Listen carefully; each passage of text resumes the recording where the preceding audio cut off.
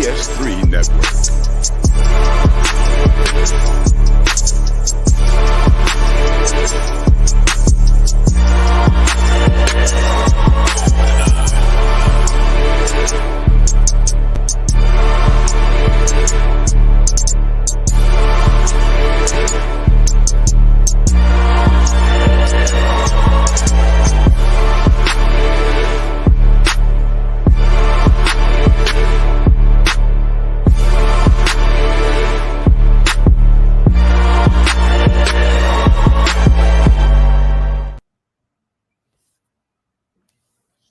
Doc, where you at? Bro, He's frozen. bring back that beat. Dude. You froze a little Am bit. I? Yeah.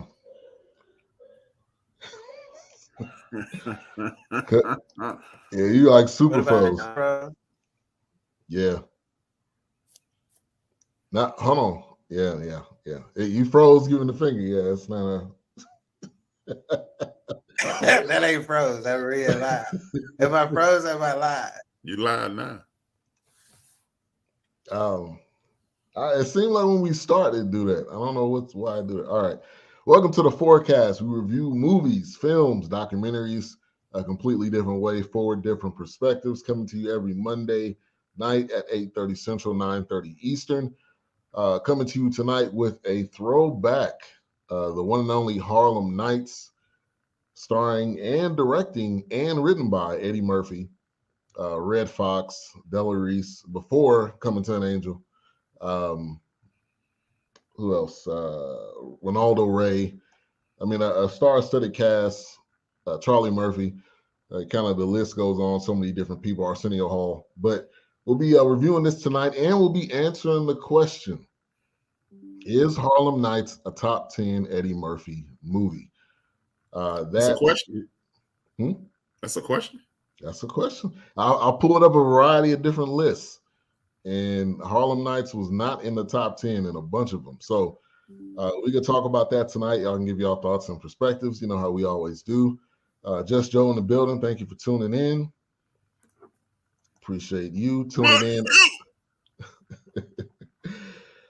You can support BS3 Network with stars. If you're on Facebook, you can send us stars, or you can also watch our reels. That supports us as well. Reels has a new thing on Facebook where it can give you income through that. So support us either way. Also on Patreon, BS3 Network, you can support us there. So Eddie Murphy, is one of the best comedians of all time, and that's on film, that's stand-up, that's him probably just talking to people. He's just hilarious. So before we get into initial thoughts, A-Trap, how you doing tonight? How was your weekend? It was good.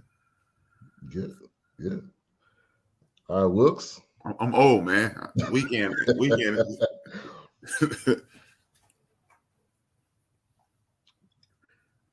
You're on mute.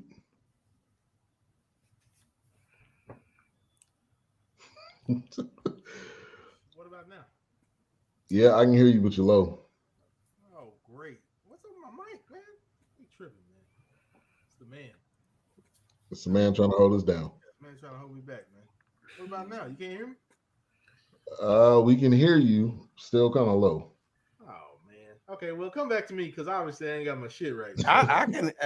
Can y'all hear me? Yeah. Yes. Okay, I can hear Wilkes fine. I can He's hear very it. low. It's low though. Maybe you don't have professional headsets like I have. I don't know. You got those professional monitors. Yeah. I got the top of the line, Jack. Sucker. Don't call me fucking Jack. You doing old movies. All right. Doc, how you doing tonight? Seem to be Hey, I'm fantastic. Ready to get into this one. Ready to get, this movie brings back some nostalgia, so it puts you in a good mood. What about now? Can y'all hear me? Yes. Give it 2 thumbs up. I had to switch to the thumbs. I don't know. I had to switch to the Logitech mic. I don't know why it even switched off of that one. You good? You good? Coming to America, Harlem Nights, Life. My favorite 3 Eddie movies, and like I said, we're gonna get into the conversation tonight. Top 10 Eddie Murphy movies. Like I said, I pulled up a variety of lists, and for some reason, that was not there. So we will see. Jay Shine Randoms, thank you for tuning in. He says top 10 ? Harlem Nights is top 5, if not top 3. DJ Grapelicious in the building. Thank you for tuning in. She says hello. Those jive phones suckers. All right, so let's get into some initial thoughts. Obviously, this is a throwback. It's been out for a while. It's around that same area of Coming to America, Trading Places, that Eddie genre where Eddie was just killing it during that time. Nobody was touching Eddie during that time. I don't care who it was. He could have came out with a movie with him playing all the roles, which actually he did later on. And it would have still been funny, which it was later on. Also, tonight, we'll keep you up to date with the national championship game. We got San Diego State, UConn. Big shout out to one of my good friends, Antrina Brantley. Her husband is actually a strength and conditioning coach for San Diego State. So shout out to her and the fam there in Houston right now. But go ahead, Wilkes.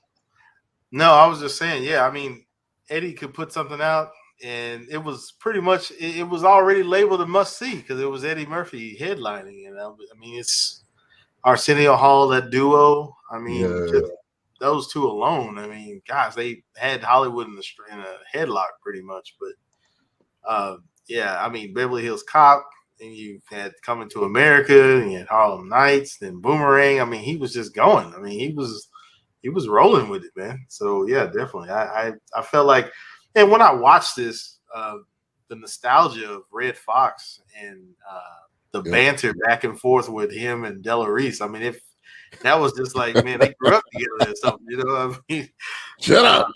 Yeah. So, and Richard Pryor, man, just him, period. I mean, that's the comedy Mount Rushmore alone right there. So, right. Yeah, no, very, very Eddie wheelhouse. And like I said, I mean, I guess Eddie just reached out and kept the family on because I didn't know how many family members he worked with.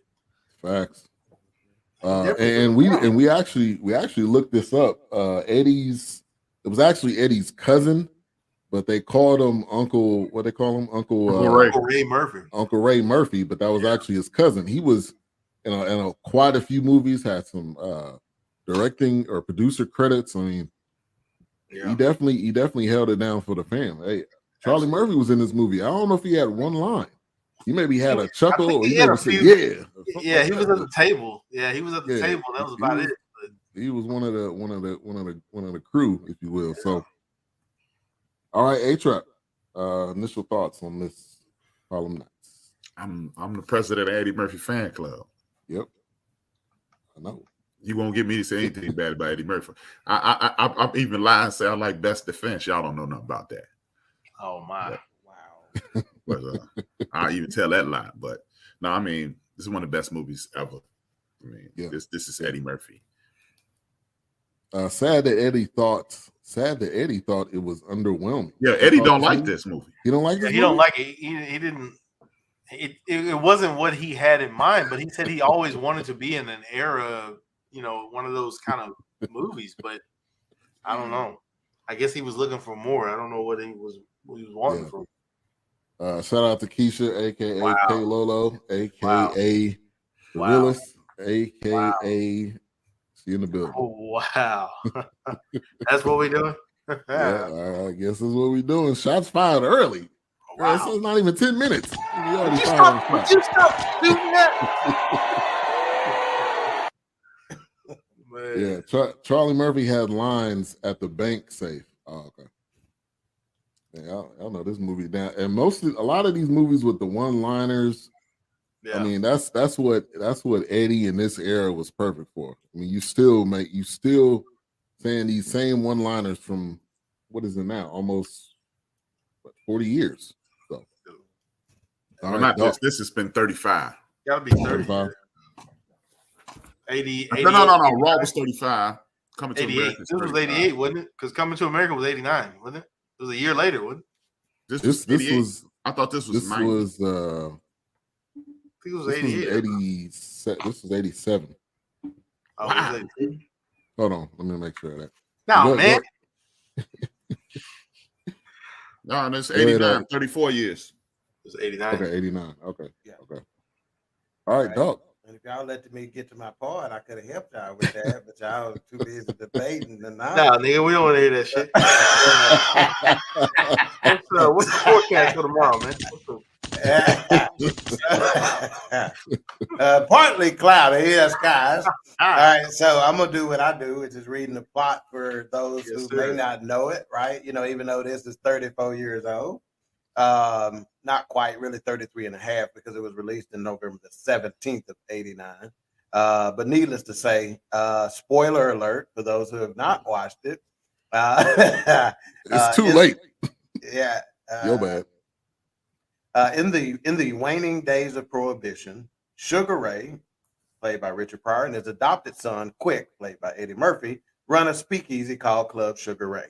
When gangster Bugsy Calhoun learns that Sugar Ray's place is pulling in more money than his own establishment, the Pity Pat Club, he pays corrupt cop Phil Cantone, played by Danny Aiello, to close Club Sugar Ray down. Quick doesn't exactly help the situation when he falls for Calhoun's gun mole, Miss Dominique LaRue, played by Jasmine Guy. Again, this was released November 17th of 1989. Eddie Murphy not only directed, he did the screenplay, and he pulled in one of the greats, Herbie Hancock, to do the soundtrack. Yes. It was distributed by Paramount Pictures, so this was big box office stuff. The budget was $30 million, and the box office pulled in $95 million. So again, can black movies make money? This one just made $65 million. At that time point, it was ridiculous. And that was a ridiculous one. To Doc's point, I'm surprised that actually, I'm not surprised, because I was gonna say, why is it on Showtime if it's a Paramount production? But then Paramount just bought Showtime, so it works out. That answers my question. Yeah. Let me redo my initial thought. It was kind of sad to watch this, to see how many people were no longer with us. Danny Aiello, absolutely. Red Fox, Charlie Murphy, Robin Harris. Charlie Murphy. Yeah. Come here, Darkness. Darkness, everybody. Darkness. Yeah. So those are my initial. It's edging up weekly by itself. Yeah, and so H-Rap named it. Well, this is a nice segue, because he named a bunch of people who are no longer with us. So let's just give a quick rundown of some of the heavy hitters in this cast. It's a good time. So of course you got Eddie Murphy, Richard Pryor, Red Fox, Danny Aiello, Michael Lerner, Charlie Murphy, Della Reese, Arsenio Hall, Leela Rashawn, Belinda Tobert, who you may remember as Jenny from The Jeffersons. Let's see, Robin Harris, Thomas Ford, Tommy Smore, Tommy, Miguel Nunez, Miguel Nunez Jr., Reynaldo Ray, G2 Kumbuka, that's the toothless gambler, Michael Buffer, the ring announcer, Roberto Duran, the boxer, Desi Arnaz Hines II, that's the little kid that played the young Quick, and then Stan Shaw, which played Jack Jenkins, motherfucker. Go ahead, A-Trap. I don't know, was you done or you had more? I would just, it was just sad because, because some of those people left too early. Robin Harris, Charlie Murphy, Ronaldo Ray, Red Fox. Not that we want anyone to be transition, but Ronaldo Ray, Red Fox, Della Reese, Richard Pryor, not even Richard, you kind of expect it, but to see that many people who are no longer with us and a few of them gone too soon was kind of melancholy. I agree. Big shout out to Amy, co-host of Raising a YBK in the building. Thank you for tuning in. She said, Coming to America is my number one favorite movie. I 100% agree with you on that, with Harlem Nights being a close second. I've seen it a gazillion times and can still watch it now and laugh like it's the first time watching it. Eddie is king. I agree with you. And we got the intellect co-host of Perspective podcast on Thursdays at 8:30. He said salute to the cast and listeners. What's up, good people? Della Reese. What's up? Yeah, rest in peace to her. Tommy, and the fact that his name was still Tommy in this movie, I felt like was dope. And it seemed like he was in another movie where his name was Tommy. I don't think he was in anything where his name wasn't Tommy. Yeah, I mean everything he was in, his name was everything Tommy. he was in. Yeah, it's Tommy. It's like Even his mama's stomach. Tommy. Everything he was in. He wasn't Tommy yet. Yes, he was. He was baby Tommy. He didn't know that he was Tommy. That's probably what they were calling her coochie. Oh, my God. Dum, dum, dum, dum.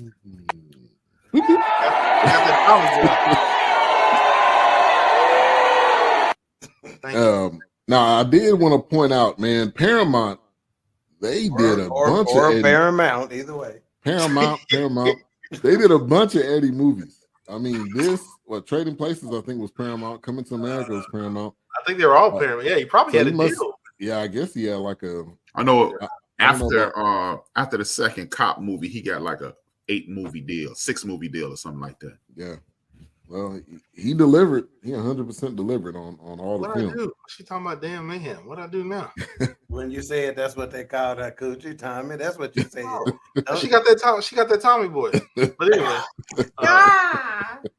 Yeah. So go ahead, Ben. I'm sorry. Now I would say this as we're getting into this. The plot was not that great. Maybe that's why Eddie didn't like it. I mean, it was similar to a lot of we've seen this plot before. Yeah. But the characters that were in it, well, he wrote it. Matter. I know, but I'm saying he said he didn't like it, so man, maybe that's why he didn't like it. But I think with the characters in it, it didn't matter. Like there was a bunch of stuff you could tell Eddie was ad-libbing. Like that point when he was talking about Calhoun, and he was just rambling off stuff. Yeah, you could tell. I believe even in the dice game in the beginning, that ugly. Yeah, I'm pretty sure a lot of it was off script, especially in that dice game. Man, you snaggletooth motherfuckers, go roll the dice, man. Yeah, I don't like kids. Get them kids.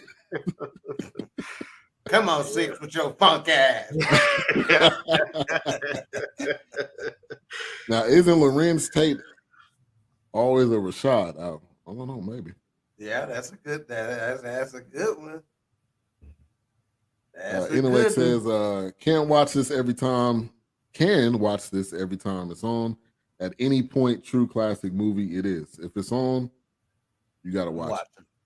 He made Vampire in Brooklyn to fulfill the contract, then end on good terms, says Big Illinois. She said the same comment, but we got you. D Great in the building. Thank you for tuning in. DJ extraordinaire. Few days a week. West Coast Wednesdays in particular on the Gudio X Squad Radio. So appreciate you for tuning in. All right, so Harlem 1918 is where this was kind of filmed, where the scene was supposed to be about. And I just thought as I was watching this, and I don't think I've thought this before, how cool it would have been to been during that era where basically we were doing our thing. Yeah. We're doing our thing. We had our own, and I think it was just really a dope time to be Black and to be a part of something. And so I want to get y'all thoughts on that. Did y'all think about that at all watching this?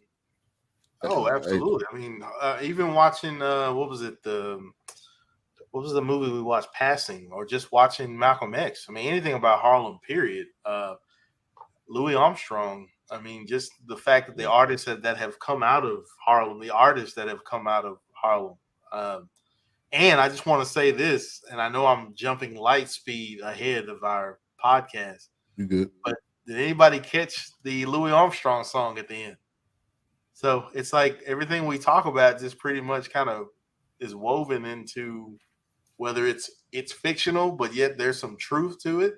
Mm-hmm. The way they dress, the cars they drove. I mean, even Chicago, like Doc has mentioned, the significance of Chicago and the significance of Harlem. You know, it's just one of those things where it's like we thrive there. You know, that was almost like I guess not a euphoria, but I guess like a haven for creativity in the Black community. I mean, it's significant. Yeah. Well, they call it Black Mecca. Yeah, and could we compare that to a Tulsa where we had pretty much our own? Now they Tulsa? Who is a Tulsa? Tulsa. See, I need to remind the viewing audience. I do the show for Will. Okay, my normal position on the show is where H-Rap is, but I've been in the basement, in the gutter for the last 2 weeks, and I like it down here. I'm just gonna say that. But I do the show for Will. If y'all get something out of it, so fucking be it. But to piggyback on what Wilk said, he is right there where I was when I said I put this line down in regards to Louis Armstrong. I said Louis Armstrong's "Drop Me Off in Harlem," which we don't get that song enough play. Right. Okay, that should be up with one of the greats of the Rat Pack and help me with some of those names. H-Rap. What's the crooner's name? Luke Ellington, Lionel Hampton, and then what's the Rat Pack boys' name?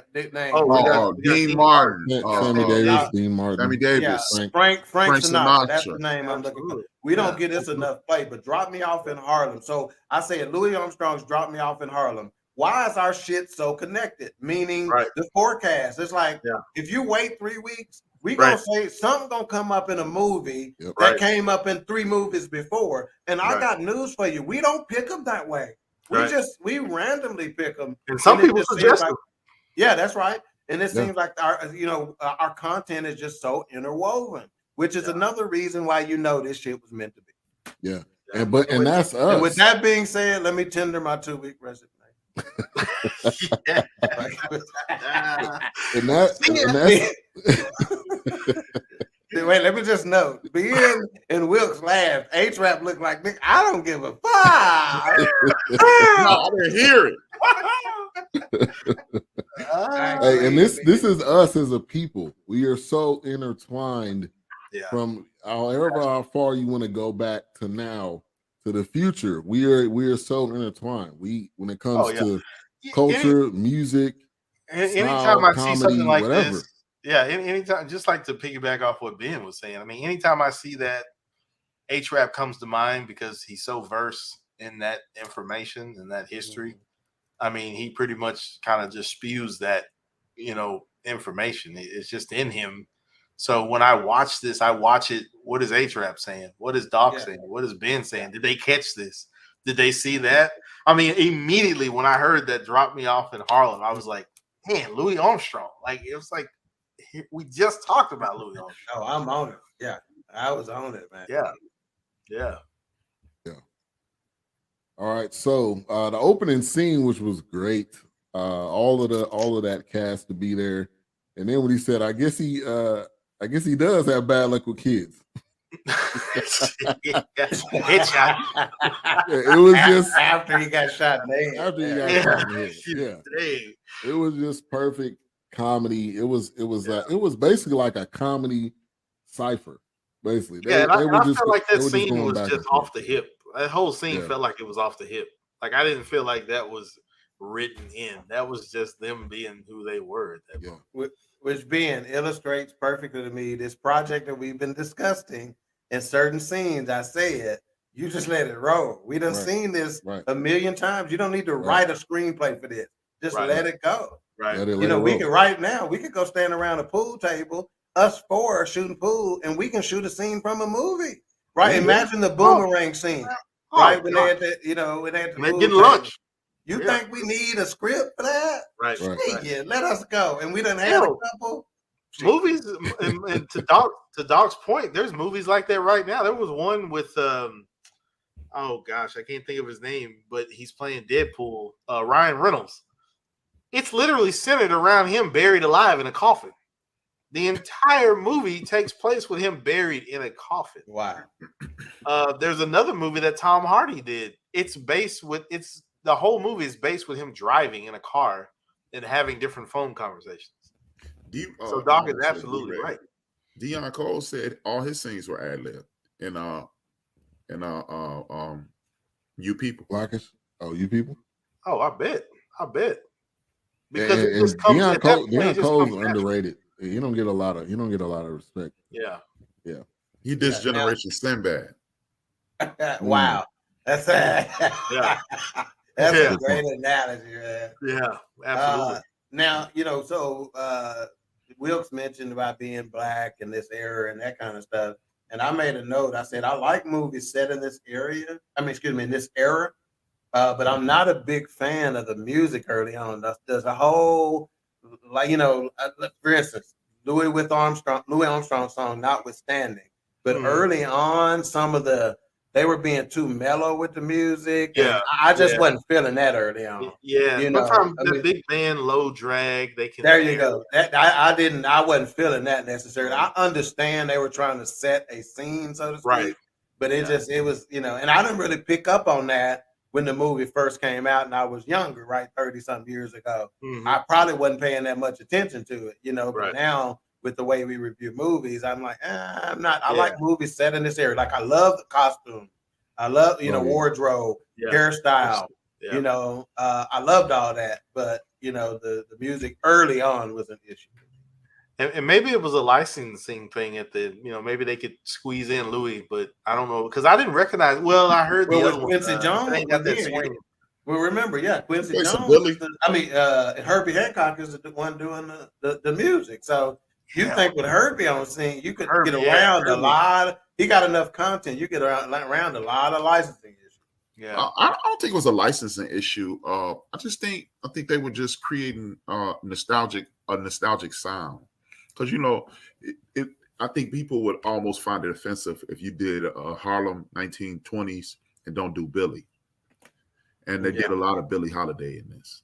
Billie Holiday was laced throughout this. Yeah, right. And like you said, I think it was based on the scenes and what was going on. Yeah. It was really just the opening scene that got me. The rest of the music was okay, but that opening scene was just a little draggy and depressing. Yeah, I just wasn't really feeling it, you know.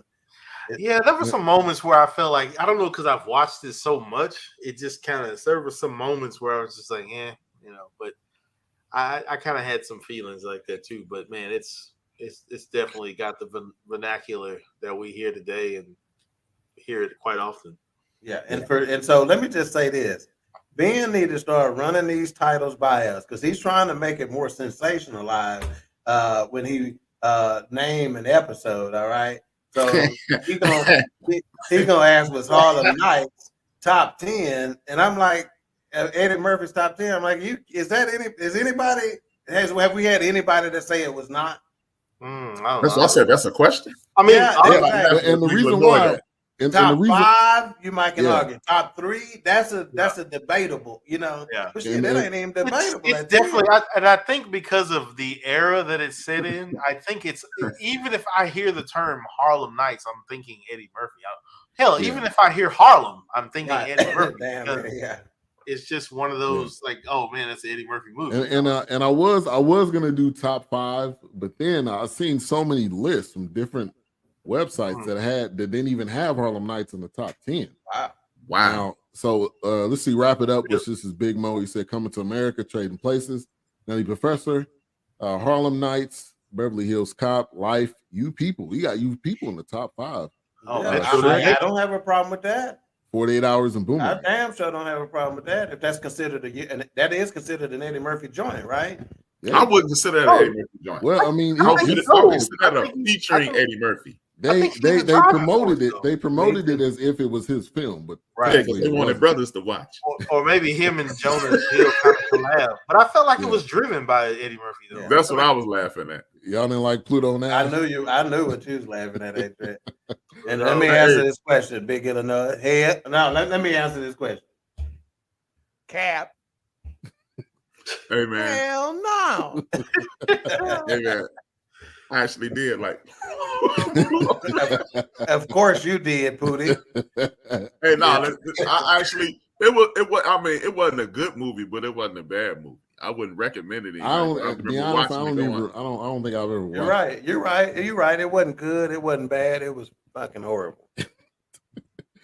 Big Mo says, didn't Eddie buy the original Sugar Shack painting from Good Times? Yes. That's a good question. He did. For $60K from Marvin Gaye's estate. Wow. And that's worth for like $60 million. Wow. Dropping bread. That's real money right there. It's an inside art cover to one of the Marvin Gaye's albums.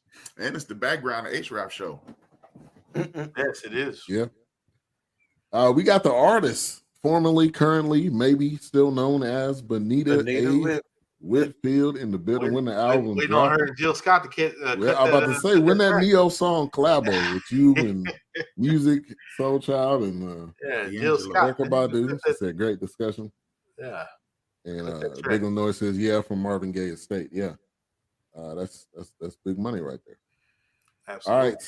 All right. So they fast forward 20 years later, and you see Tommy, well, not that he wasn't initially there, but they're basically in the club, and Eddie is the young kid that was there. And when Tommy came in, I was obviously I've seen this numerous times, but to see him now, knowing that he passed away, I felt like it was a pretty dope scene. And that laugh, like I don't think anybody has a laugh like that, man. Classic. It was in rare form. Yeah. Like I think, to be perfectly honest, y'all can correct me if I'm wrong, but I didn't see that laugh in you people. I don't think he lost his fastball with the laugh. You mean I was talking about Tommy. You talking about Eddie? Oh, I thought you was talking about Eddie's laugh. Okay. Oh, Eddie talk about that too. Iconic. Yeah.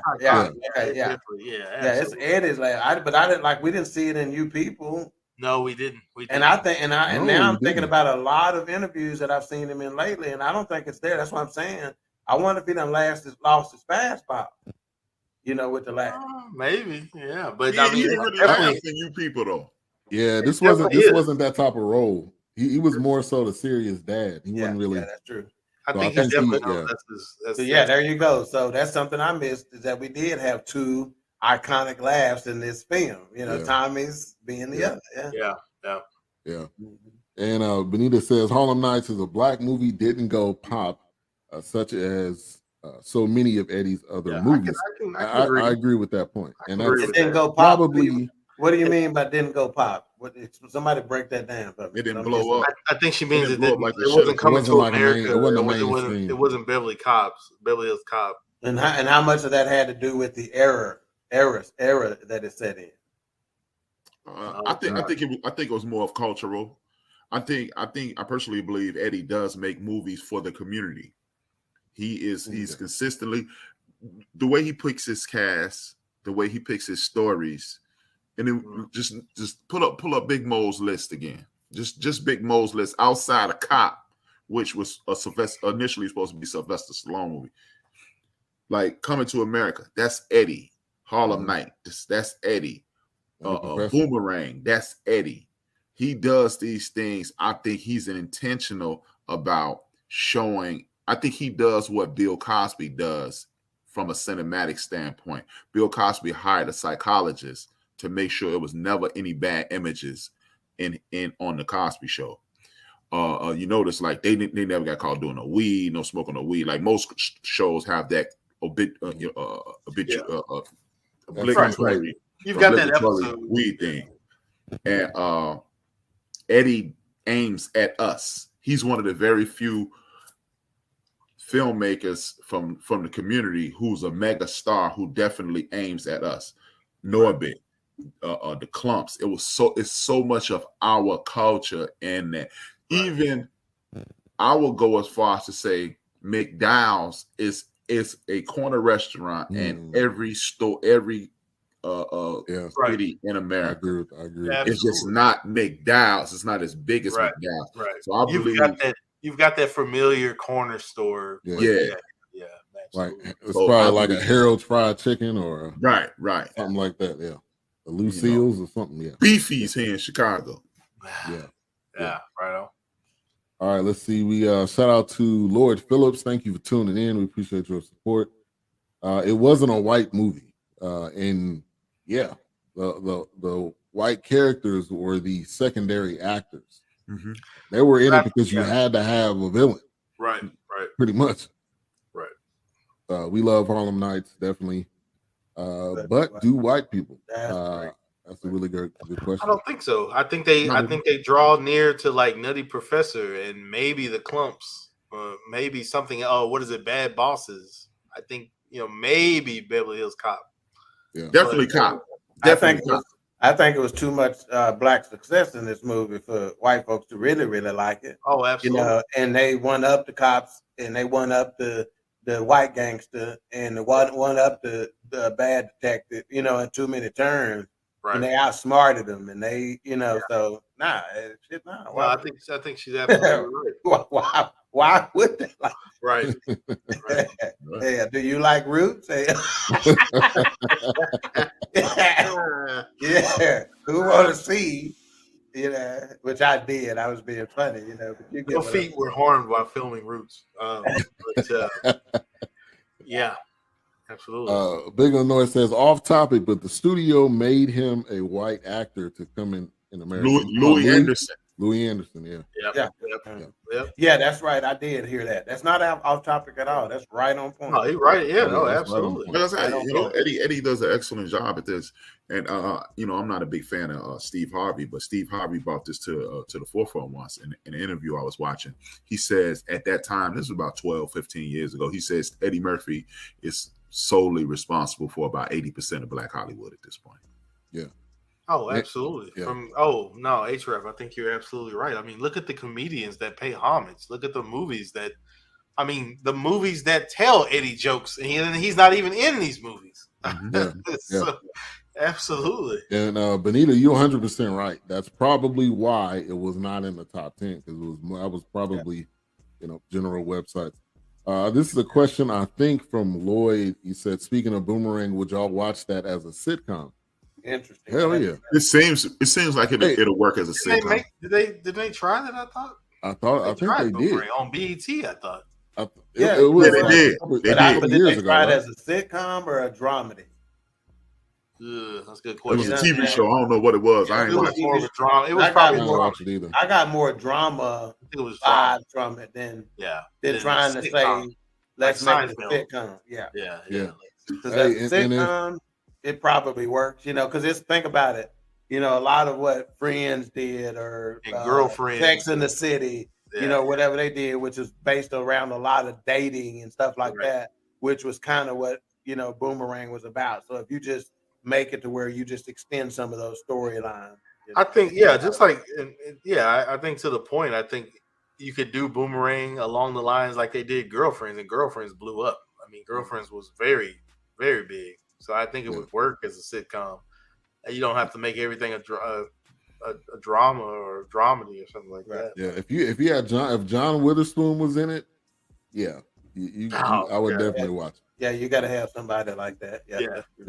Yeah, and Halle Berry was in it, then Oh yeah, especially the wholesome Halle Berry before she got beat up by David Justice, and before she said "Make me feel good" and Monsters Ball.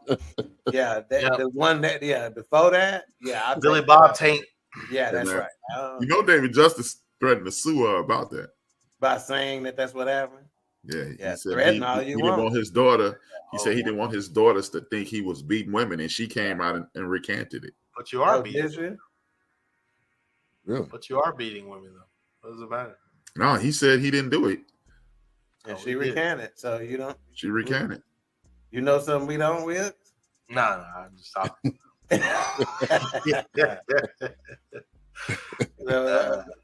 My point is, she seemed to get sullied. Let me just say this: with some of her relationships and some of her movie roles, I like the Boomerang Halle Berry, where it's almost like she was even more yellow bone in that movie than she was after. Oh, absolutely. I mean, she was a pure yellow bone. It was like her introduction to everything. Yeah, to yellow boneness. You know what I'm saying? Why Tony Braxton was reaping the benefit to that album, because I swear she had 5 CDs. But why Tony Braxton was breaking up the 3 J's in Dallas, right? Cheating on Jason Kidd with Jim Jackson. Let's give y'all an update. 36-22, UConn is up on San Diego State. Game over. And Yeah. I got news for you. Well, I last year North Carolina was up. So I got news for you. Y'all said that there were no blue bloods in this. In the last 30 years, UConn has won 4 titles. Yeah, 4. Are we sure they're not a blue blood in terms of basketball? Yes. Are we Yes. sure? Right. I'm They sure. might. I think so. In we addition, talking about addition to what they've done in their women's program, are you God. sure you can Ladies call hookies? UConn a blue blood of basketball? They should be in We're the not- 4 conversation. titles in 30 years. They should be in the Are I you wouldn't call them sure? a blue blood. I call them a powerhouse, but I wouldn't call them a blue blood because they Blue traditionally Bloods, call the blue blood. Kansas, Kentucky, Okay. UCLA. Carolina, I don't know, Duke. man. Okay. UConn's been in the thick. Okay. Okay. UConn's like that old school Kentucky, man, just in the thick, man.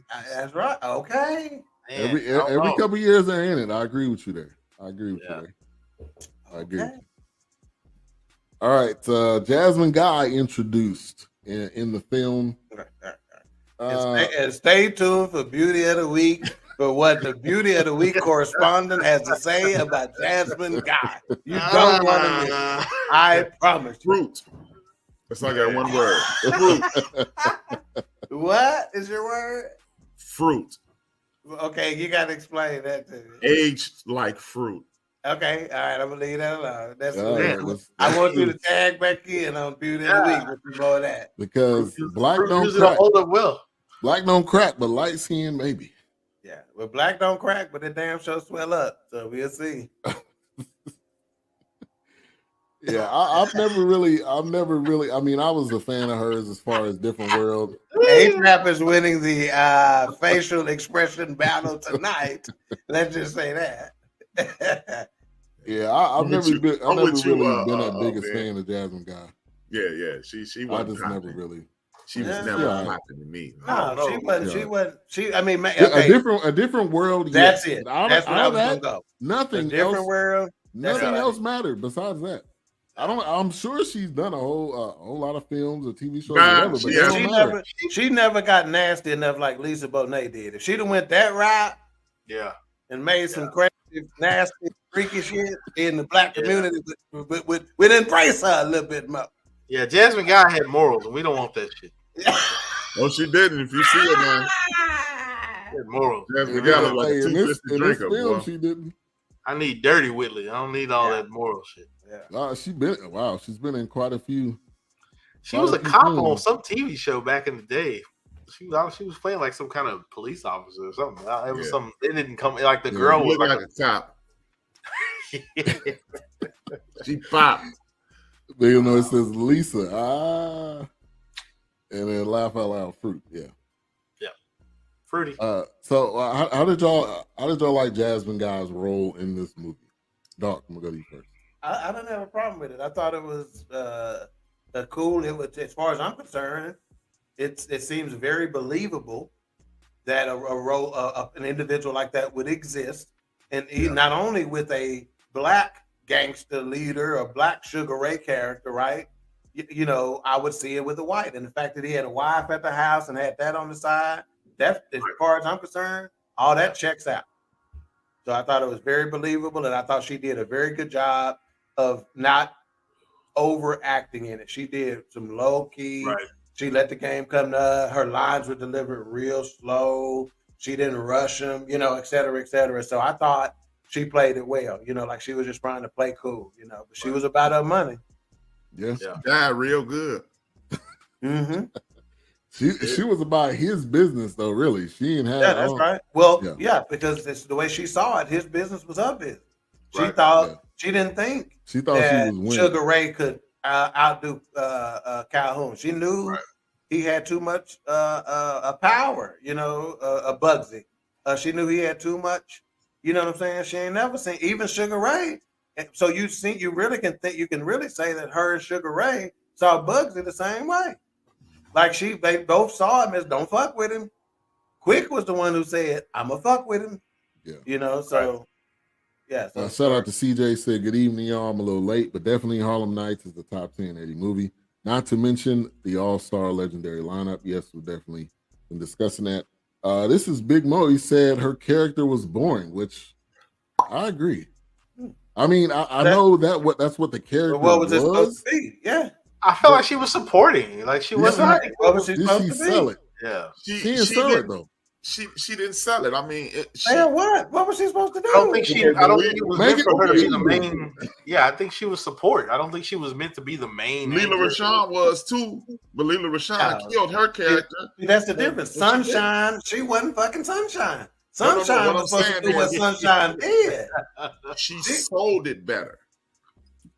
But see, I think that was the thing with Jasmine Guy. I think that was the point to deliver that sultry kind of. Low-key. She had that low key, Understated. low key. There's She some wasn't mid- like- I mean, There's you that some- was the point. There's some mystery there. You know what I'm saying? Yeah, So- why was she in the you movie? can be That's the mission. sultry without being boring. She, especially in the scene. where okay, in so the, let me the scene reverse. where they were in the bed together. I Like think that was the but I worst think sex scene ever. But I think that Right. was Jasmine Guy's role. I think they didn't have. I don't think Eddie drew it up for her to be just this bum. Yeah, bum. and did you because you didn't get spank bank material out of the sex scene doesn't mean she did a bad job. Hey, And I still want to know, what would you have had her do? anytime I watch it, I expect that performance from her. I think Hey, that's just what it was written. She I just just- don't do it for me. I just, if it was somebody Yeah, else, and that's what maybe I'm I would saying. feel A-Trap, I get that part, and I no, want to she make didn't sure add we're any not. oomph to it.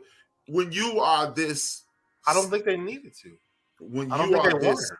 harlot or this desirable person, you, in my opinion, you should jump off the screen. She didn't jump off the screen. She was just a person that they made up to look like a beautiful woman. And I think that's the point. I think that's what they were doing. I don't know if they really. Maybe Eddie didn't have a really good model for her. Maybe that's Okay, I'm gonna give you another person. Like, whenever you saw Diane Carroll on TV or in a movie, she jumped off the screen. She could have been, and Claudine, she was a good-looking woman, and she was playing a handmaiden.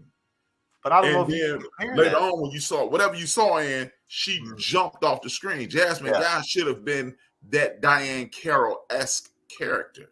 Whereas when I show up, I don't think that's everybody in her. knows. I don't think that's in her Let's- to do it though. Let's go to the chat. We got one person that said it I was see where boring. A-Trap is coming from. Like, We got one person said it was boring. Who else? Give us your thoughts on it. We'll go to the. CJ said, "Look, she let your hair grow, brother." no, man. You see this golf course up here, man? What you talking about, man? But Ain't no hair growing here, man. Like, what the fuck that's got to do with anything, man? We talking about this movie, man. yeah, Because people used to be CJ shaving my head. That's what it is. hey, that's us. We be watching the news, and if the lady hair is off, we gonna be like, her hair look, yeah, aging well like a prune. Okay, so let me just say this about the fine Jasmine Guy, because I think we're all in agreement that she's never been this real big sex symbol for us. I don't think so. Save for Even the what was the name of the show we just Different brought World. up? different world. Even on Save different for world. that. It was Yeah. just, and that's just because we were probably younger and hornier. Okay, but she really hadn't done it for us, right? Yeah. So, for instance, I'll give you an example: Foxy Brown, right? What's her real name? Pam Grier. Pam Grier jumps Rosie's off the screen cousin. and everything, right? You know, when you see her, your pants instantly start fitting differently. Okay, I get it, but that's not on Jasmine Guy. You understand what I'm saying? And that's why I feel like it's on her. That's not on her. That's on casting, not on her. Let's get to this comment. Big Mo says she tried to sell the mystique a little too much, even though her character was written as a supporting actress. I wish she would have delved into it more. The bedroom scene was so predictable and dry. That could have been an Eddie thing though. Maybe that was Eddie. Yeah, he was in the role. Diane He Carroll, was in the scene, you know. So yeah. And this is Lloyd Phillips. Yeah, he said, well, we're talking about a Boomerang 2024, BS3 writing a script. We are working on a script right now. It's not necessarily going to be something Boomerang, but be on the lookout for that. He said, talk to your friend from Spider-Man, see if he want to get in help with project. Jasmine Guy did a good job playing the unforgettable role character. I didn't even remember she was in Harlem Nights. Wow. Okay. Yeah, and that's, I mean, shit. I think she did what she was supposed to do. And in fact, just to combat you on the sex scene situation, let me put it like this: for 1989, the amount of tongue and shit that they were showing in the kids, Oh they man, wasn't showing that kind of shit back in 1989. yeah, right. Yeah, That's why I was rated R for that. Right there. Man, Big Illinois got these tapes called Booty Talk. Oh, my fault. You was talking about something. Booty Talk number 4, See, they said I may have missed it. VHS. But what was your thoughts on her physically being personally? I don't think she ugly, but I feel like she didn't have the sex appeal. But Yeah, that's let me me- personally. Don't stay do it. tuned. Stay tuned. He said, "Don't get me wrong, she cute though." Stay But let me- tuned. Let me About ask you 10 more this. minutes Check before that we right go to there. Beauty of the Week. Stay tuned for my Jasmine Yeah. guy. Now, would she had a more significant, not appearance, but would the conversation be more, I guess, prominent if she had lasted and went to quick side and been in the end when they left? I mean, is that No. what we're looking for? Like longevity? If it was someone else, Ironically, I think if she would have been throughout the whole movie, I don't think it would have. Ironically, much I of a believe personally, after Doc read the bio of the film, I think a lot of her scenes on the director's floor. Read it again. Read the second Yeah. when things go bad after. Start from there. Yeah, no, it's at the end where it says Quick doesn't exactly help the situation when he falls for Calhoun's gun mall, Miss Dominique LaRue. And see, that's another thing too. The way they described this, she was supposed to be something other than that. They called That's her a what I'm gun saying. mall, so she was just not Candy. She was this killer. She did, but he also was smashing, on top of it, right? Right. That's what I said. I think some of her roles, some of her acting is left on the floor somewhere. Quite possible. Because that description is not what we saw. Yeah, her some of her clips is where her drawers is Oh, on the floor. I see you're a man of culture. You see what Big Illinois said. Well, I'm just gonna say this in terms of your reference to booty talks. I see your booty talks, and I raise you big blacks, big racks, because booty talk can't touch it. Hey, Boy, Big you black, ain't saying none of big the racks. booty talks, That's boy. the way you got. You ain't saying none of the booty talks. all my Facebook user people, go to StreamYard.com/Facebook. Give Facebook access so we can see who you are. This is Big Mo. He said Eddie spoke on allowing the cast to improv and be free on set. You could tell that most of the cast took advantage of that. I think Jasmine is a great actress, but you could tell she was a young rookie actress. And the characters that took advantage of that were comedians. There's a more likelihood that comedic actors and actresses are more likely to take advantage of improv than non-comedic actresses and actors. Right. So And I don't think anybody would fucking confuse Jasmine Guy with a comedic actress. Again, that's what we're save going for her for. role. I was gonna say just save for her role in, different word. Why She can't I needed remember? needed Debbie Allen now. That's what she do up But there. you were probably busy signing up for the military by that time, so you weren't watching Different World. No, I wouldn't. somebody said, "Huh? Who's this?" Huh? Oh, That's talking Big about Mo. he's probably talking about your how to let StreamYard get. He doesn't know how to do that.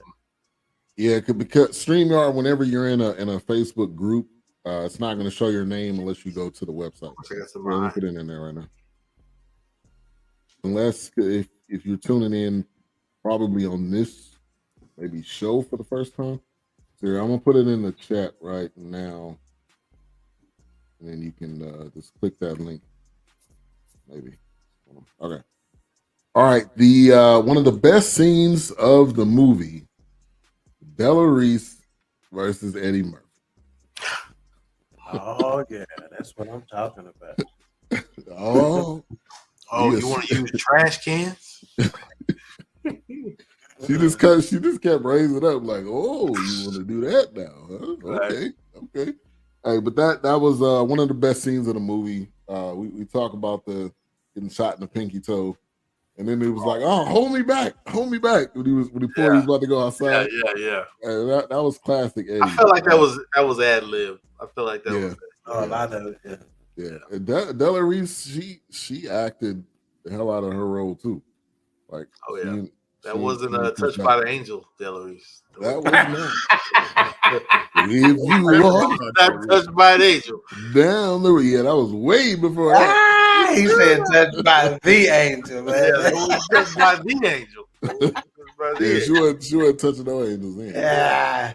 But And- this again, this goes back to Benita's point. He makes movies that we understand. He speaks directly to us in his film. And that's why they don't make 2 or 3, 4, 60 million at this time was an insane amount of money because you weren't getting no $100 million movie unless it was something of the nature of Cop that did cross over. But again, when you see Della Reese, like even when he apologized to her, we know that scene, we ain't shooting nobody in the foot, but you have to go make amends with the elder in order to move forward with your life. So I really, like Benita said, I really dig the way Eddie Murphy gets down. And, like Eddie Murphy, it's this one dude, the one dude from the barbershop scene who say Martin Luther King. Eddie Murphy met him his freshman year in high school. They've been hanging since. It just shows you type of class Eddie has. He puts the fam on. Yeah. Just Joe says, so is that the same Della Reese Ray Gibson was talking about in Life? And I know you brought this up, A-Trap. My man Joe. And you brought this up. Williams there. That boy's a Williams. Right. So talk about the parallel between Life and. No, I was just kidding. It is. It could almost be a prequel or a sequel to Life. I was joking, saying that Ray Gibson is really Vernus Brown after they lost all their money. Yeah. I was just joking. It was set in that era, right? It was still. It was in the same era. Prohibition running. Prohibition was big in both of them, and moonshine. Running the shine. moonshine. Yeah, it's just again, but this the beauty. I believe people like Tyler Perry, Eddie Murphy, and a few others, they make movies directly for us. They have us in mind as they record their movies, as they cast their movies, the dialogue in their movies. I would like to see who does the majority of the writing for Eddie, because clearly, as you guys have mentioned on several occasions, they're allowing these people to improv. A lot of these things are improvisational, but you still have to set the scene, much like my man Larry David. Larry David has had a hit show for about 12 years, and he's never written a script for that show. He outlines the show and allows the characters to go from, this is what we're doing, and then when they hit record, you're on your own. Is that the Larry David from Curb Your Enthusiasm? Yeah. Curb Your Enthusiasm. And they have Seinfeld. Seinfeld. Yeah, from Seinfeld. Now, Curb Your Enthusiasm, they have never written a script for that. They write outlines. This is what we're gonna do. Go. Ben, that's exactly what I'm talking about. Yeah. But A-Trap, to your point, okay, you said that they write with us in mind. I don't disagree with that, but I just got a 3-dimensional look at they write with us in mind. Is it that they write with us in mind, or is it the fact that we are the us in their mind? If that makes any sense. In other words, because they are black, they are us. Right. In other words, so they are just doing what a lot of big studios probably try to restrict, And that is not allowing them to be us. Like, in other words, if me and you go write a script in Hollywood, what are we bound to? Are we bound to what Hollywood's going to allow us to do, or are we going to do it the way we would do it because what's in us? And so as a result of us just being our natural selves, it just speaks to us naturally because that's who we are. I believe if we look at it that way, we will lose his genius. Okay. Because his genius is, as you state, I'm going to do this my way. But how many people don't have the intestinal fortitude to do it their way? They want Dolph to like it. They want Wilkes to like it. They want Ben to like it. And they want A-Trap to like it. Instead of just writing a script that everybody should like. Yeah. Deion Cole is the perfect example of that. Deion Cole don't tell black jokes. He tell jokes that black people can assimilate to, but everybody else can get. And I think Eddie writes jokes for us. Yeah. And then everybody else, he's genius enough to everybody else can follow suit. And he's Eddie, which allows that to come in. Yeah, good point. Good point. See, they said that's literally my favorite part. She was swerving quick. Then he had Red Fox commentating. Yeah, I mean that scene was just the scene was just perfect. Absolutely. And I see they said that's a really interesting parallel. A-Trap. I've never thought about that. Yeah, A-Trap. I was just being silly though, CJ. I was just being silly. Like, you know, like I said, I half-ass like Pluto Nash, so you can't pay. When it comes to Eddie Murphy, I'm ridiculously biased, CJ. So don't. It ain't genius, it's bias. All right, and it's that favorite time of the show with the ladies and the fellas all love, and it's the one and only Beauty of the Week.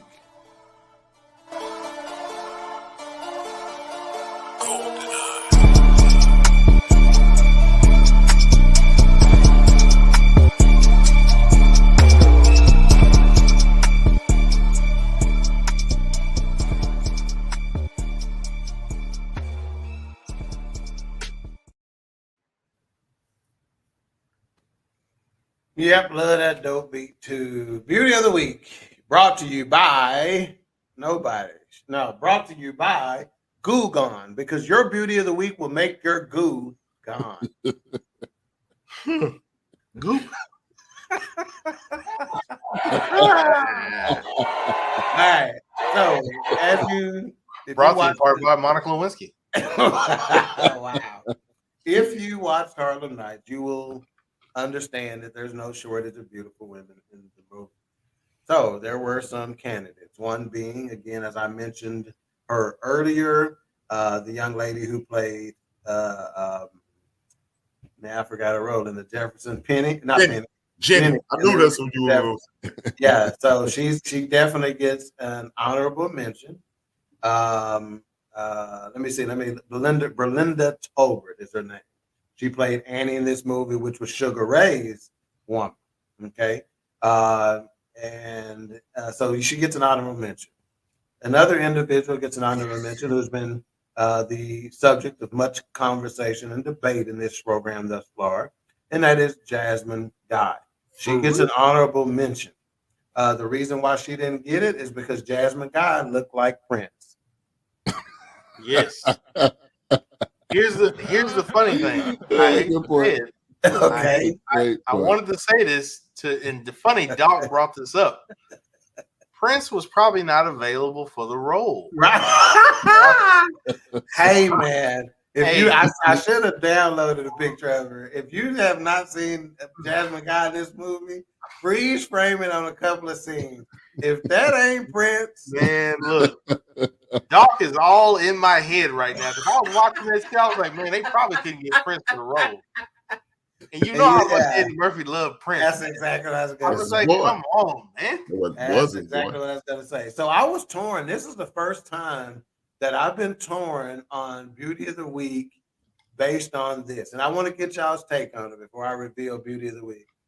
Beauty of the Week, is it about what they look like in the role and at the time of the movie? Because the reason why I just struggle with this, because we don't do a lot of throwbacks, right? So is it what they look like at the time in the role or what they look like today? In the role. I think it's just throughout at the time.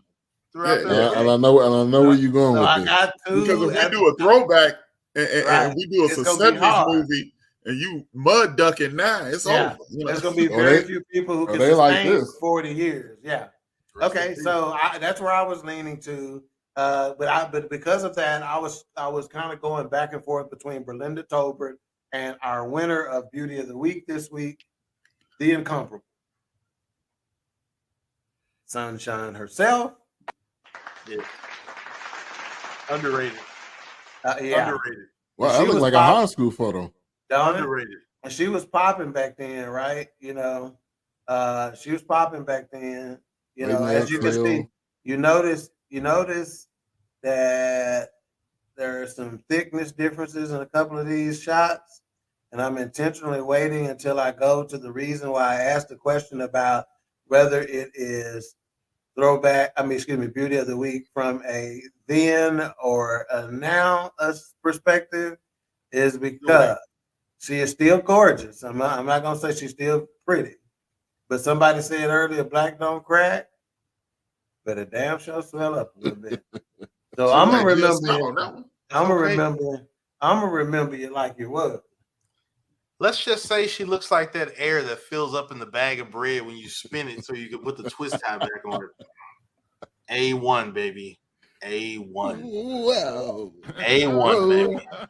This is supposed to be an honor, Mr. Rashawn, but apparently Wilkes is taking it somewhere. So, for the family members on the front row, this is actually an honor of your beauty as opposed to the bread bag analogy.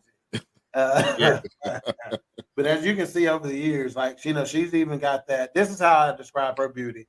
It's kind of like that girl next door, love and basketball, kind of like not drop dead gorgeousness, but girl next door beauty, kind of situation. She was drop dead during this time. No, she's not drop dead gorgeous. She was, because everybody used to love. She's not drop dead. I don't know about her ex-wife. She's not drop dead. She is what Mike Tyson's ex-wife. That's girl next door gorgeous all day long. Okay, I'm gonna give you an example, and I'm gonna take this out. No, this is a good picture to leave up because we can still see our faces. But there was this individual who worked in the media. Okay, and so she was in the press box, and you've seen being in the press box at Stars games recently with me, and being in the press box during the NCAA Women's Final Four this weekend. There are some attractive females that's come in, right? However, there's a difference between press box hot and on the street hot. Yes. You understand what I'm saying? So for the press box, you hot. On the street, you a foe. In the press box, your ass a. Okay, so Leila Rashad is again gorgeous. I'm not kicking her out of no beds, but she is more girl next door gorgeous as opposed to drop dead gorgeous. Okay, where would you put Nia Long then? Nia Long, that's now I refer to Sanaa Lathan, okay? Because Sanaa Lathan is one of my all-time favorites, okay? Nia Long, until Jody did it away, not Jody, what's the dude name? Well, that was Jody's character. No, was it in what's the one, where they sing Mama, Mama? Okay. So in that, the way she got did in that movie, it hurt my feelings on that bathroom sink. Watch your words. Watch your words. But anyway, so Nia Long, I put very, very high, and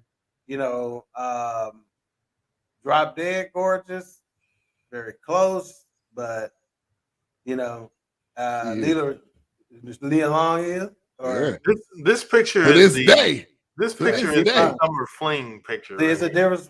Say that again. This is the summer fling picture right here. Yeah, there you go, man. There you go. This is the summer fling. So more so, A-Trap, to your point, more so than Leila Rashawn, I would say Nia Long is, no doubt, Right.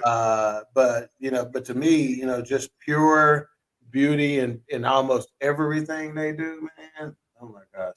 So okay, just asking for information purposes. No. Where would you put Mike Tyson's ex-wife?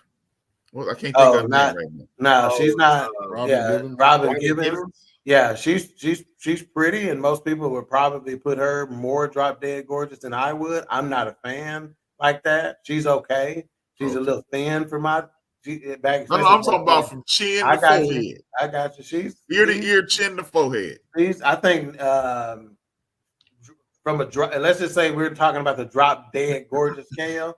I probably put her a touch above Rashawn, but not Nia Long level. Is where I would put Robin. No disrespect. No disrespect. No disrespect. Wilkes, you got me on that. I got you, baby. I got you. That's the Bill Parcells reference. Yeah, Bill no Parcells. Disrespect. No disrespect. No disrespect. Yeah. All right, Big When Tuna. you just said the most disrespectful shit you can say. Right, exactly.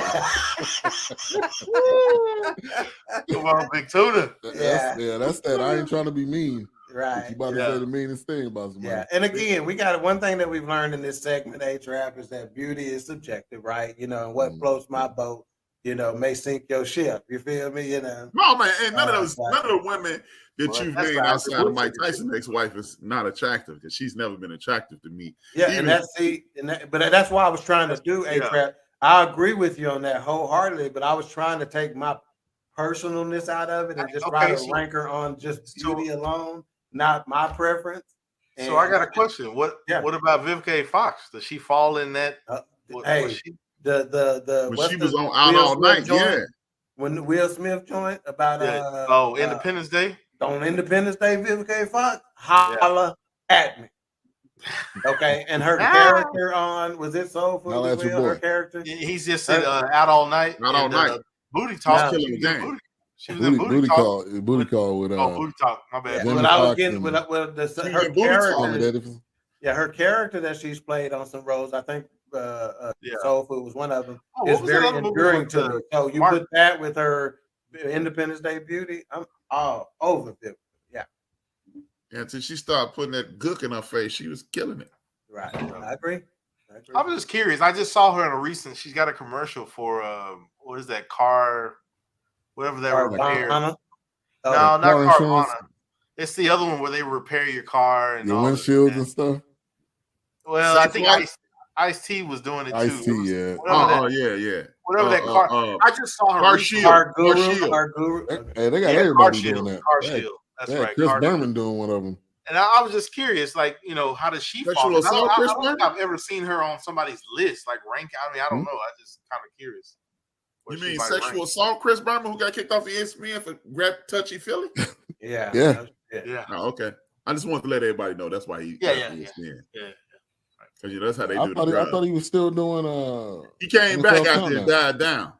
Yeah. I hope to see Michael Irvin back on TV. Yeah. They treat white anchors like we used to treat young chicks in the black church. When you get pregnant, go on and stay in the pregnant community for a little while until we can say that's your auntie, baby, and then you can come back. So Chris Berman, go do a podcast for about a year and a half, and we'll let you come back. You know. Yeah. Try it again, Berman. That's what they do up here. You get pregnant. We were kids, dog. You get pregnant. Right. Yeah. You go down south and come back with your auntie. Right. Well, your auntie look just like you. Yeah, Chris Berman, that's the one who does the nicknames, right? Andre Bad Moon Rising and all this other stuff. Girl, bend over, let me grab it. I mean, that's him. God, I mean, that's Chris Berman. Hold on 1 second. Let me now say what you got to say. You can't be in the upper room. You can't be in the upper room and say that kind of stuff. Hey, you get kicked off TV for touching Philly, you got to be told, you know. Can't be a part of the Harvey Weinstein Shout out to Ripple Roy. Thank you for tuning in. Wait a minute. Podcast. Ripple Roy, what is the deal with this? Gotta put Ripper back up there, man. Ain't looking for Ripper, man. I'm trying to see this. Maybe they came because I said that comment about Bill Parcells. No disrespect. See, when I say I'm doing the show, trust me when I say that. Okay, that's why he right now understands this at a whole nother level. Because he would be at that podium in a minute. No disrespect. No disrespect. Okay, update. We appreciate you. Update on the score: 41-29. 41-29. 41-29. UConn is I up. knew San Diego State. I saw San Diego State play Utah. I don't know. This may be too big. Fish grease tonight. This may be San Diego hitting that buzzer beater. I don't know. Yeah. Well, this is a lot of people think. I mean, San Diego State was they weren't like some Cinderella. They were a 5 seed. Yeah, 5. Yeah, they were. UConn's a 4 seed, so you know. Yeah, but I don't. Nobody predicted San Diego State being here. I mean, if your bracket at San Diego State, you deserve whatever the grand prize is. Because unless you went to San Diego State or coach there, I don't know. You know, if you had them there. I was pulling for him, Tony Gwynn, baby. Hey, and fun fact, Tony Gwynn is one of the greatest baseball players of all time. And basketball. He's the all-time leader in assists at San Diego State. Wow. I did not know that. He made the right On choice. the end of the bench He today, made huh? He made the right career choice. About it on the end of the bench today, huh? Yeah. All right, let's get back to the show. The champ coming in, obviously with the stutter. Shaka Khan. You can taxi. I get one for you, motherfucker. Yeah, shut up. And then Richard Pryor saying, when he said, you know what I'm saying? He was like, yeah, I do now. Hey, Richard Pryor just had some classic, man. Two of Illinois' finest. Stan Shaw from Chicago on the west side, and Richard Pryor from Peoria. Yeah, and so let me ask you this. Speaking, go ahead. Did I cut you off? No. Phyllis Golden, his daddy used to own the 1817 club, 1819 club. 1815 club was 1815. I done went to the wrong number. 1815 club on Roosevelt and Wood. You know it was an odd teen number, but we just don't know. Yeah. It was 18 and a teen and an odd teen. Exactly. 18 with a teen. Yeah. But no, it's just been this gigantic club on Roosevelt Road. So could y'all tell, did Richard Pryor look like this was the beginning of him starting to get sick? Yes. Okay. Yep. I remember thinking that when this came out. Me too. And I like he wasn't healthy. Yeah, I looked that up for that reason. So while making Harlem Nights, Pryor, he didn't want to go public saying he had MS, which he actually had MS in 1986. So they knew, obviously, or he knew. I don't know who all he told, but you could tell he was. Yeah, he didn't have any his snap, any jitters or anything like that. But it just seemed like his reflexes were off. Right. Yeah, even his quickness when he would get real bug-eyed, or he would talk and spin around and look around. He was more kind of deliberate. Yeah, he was calculated in his movement. He was moving like I walked downstairs and shit, real carefully. Yeah.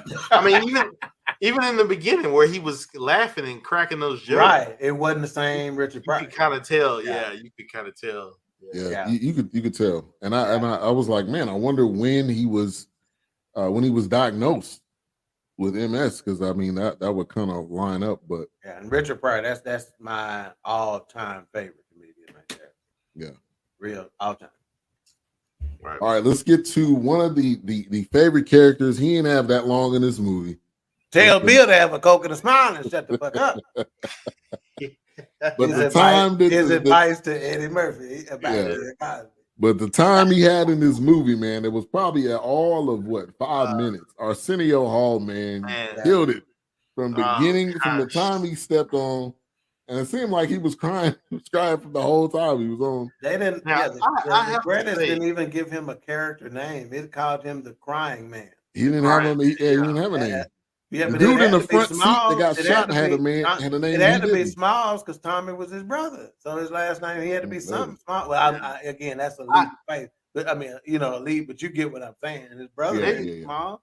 Maybe it's just me, but did anybody I could be just making this up, but when Arsenio Hall and his crew walked across the street, did anybody get the Morris Day in the Times? Yes. Yeah. I felt like it was more. I felt that vibe, especially when he held his.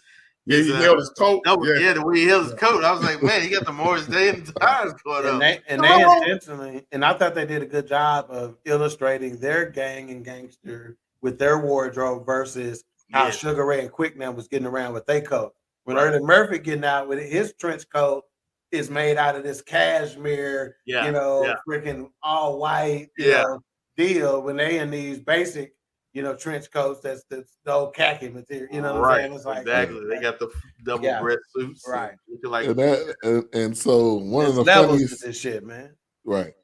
One of the funny scenes, they all got Tommy guns, and that one guy sitting there with that one. Will you quit shooting that little motherfucker?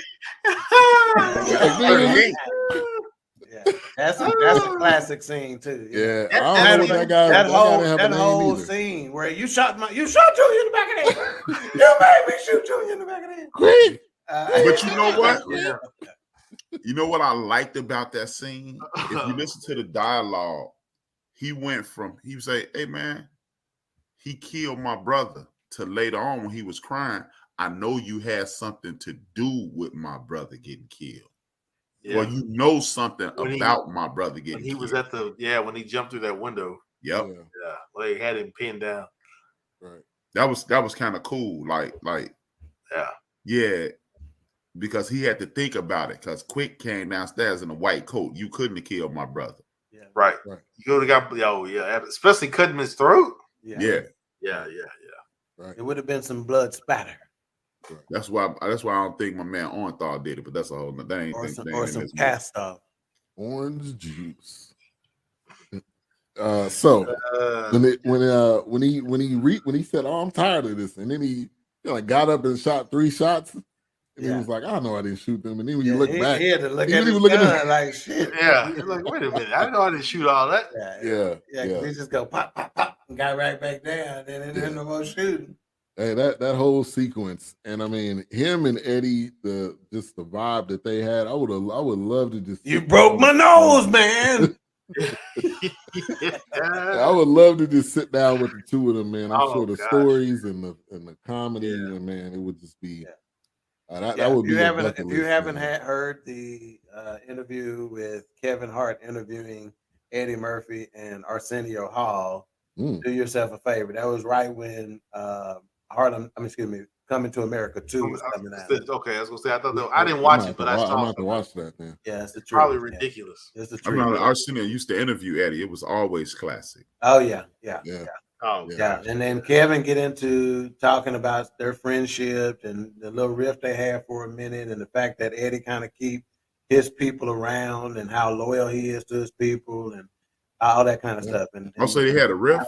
The kind of money they had for for just the minutes. hot stuff. I didn't know that. Yeah, for a minute. Oh yeah, no. That's why it's worth checking that interview out. Kevin Hart interviewing him. You could tell something was there. I mean, even with like people would ask like, "Oh, is Eddie Murphy and Arsenio Hall going to come back?" And even when they asked Arsenio Hall, "Will there be a sequel to Coming to America?" and Arsenio Hall was kind of like, some things don't need a sequel. There's no need to kind of go into. But of course, Eddie Murphy had other ideas. But you can tell if you catch a few interviews before they came back together. You can tell there was some kind of, hey man, we got a little bit and Arsenio. Let me try to put it in today's context. Arsenio is no Charles Barkley. Charles Barkley can stand up to somebody like Michael and say he got my number, like he did in an interview the other day. Arsenio ain't got that kind of cachet. No. And to be honest, they could have done without Coming to America too. So maybe Arsenio was right. Shout out to Ben. or if they would have did it 20 years ago. But anyway, that's they shouldn't have did it 20 minutes ago. Check out that episode. Shameless plug. We did Coming to America 2. Well, I don't know. That was about a year ago. Bag of doo-doo. Check that out. It wasn't. And still, Wesley Snipes' performance. Wesley Snipes' performance in that is one of the best singular performances we've had in any movie we've done. And last minute preparation. Otherwise. Now, the Eddie scene where he's in the bed waiting on Jasmine Guy. That was like that had to have been a copy of the Coming to America scene where he's like waking up and he's kind of laying on the bed. I had almost like a flashback that was him. So I don't know if y'all had that same. Say the scene again. The scene where he's kind of sitting up halfway in the bed waiting on Jasmine Guy. Oh yeah. That exact scene looked like when he woke up in Coming to America. When she left, when Robin Givens' character left him in the bed after sex, to where the roles were reversed. So he felt like he was just used, Yeah. Right. Yeah. Hey, that was a good scene. All right, so I'm gonna kind of fast forward a little bit, but the scene with Lela Rochelle and Lela. See, he thought he knew. Let me say this. let me let Willis regain his focus for a minute. But when I say before he said a name, he knew. It was about to be wrong. I'm finna fuck his name up. But let me just say this quick enough, and just hope Doc stupid ass is distracted and let me make it. Well, no, you're not. Say But it what's again. pronounce the last name? No, say it again. Rochelle. There's no L's in it. I know. It ain't no L's. It's Rashad. Leela. Rosh- Again, I may not be saying it right, but I'm a damn hell of a lot closer to you. Leela I think you're saying it Rashad is how. I think you're saying it perfect. Shit. Woo! He tried to spit that shit so quick and move on. Like, yeah, exactly. Bullshit. Hey, he was like John Travolta when he was trying to say that name on that award show. Comfort be talented. Nina shut up by the side of me. Yeah, he was trying to say, I forgot what her name was. Dina Menzel or Dina Menzel. Yeah, he was trying to say. Side note, John Travolta looked like a serial killer with that bald head, man. He don't look right. Yeah, he don't look. He need to get a wig or toupee or something, man. That dude rocking that Layla. Yeah.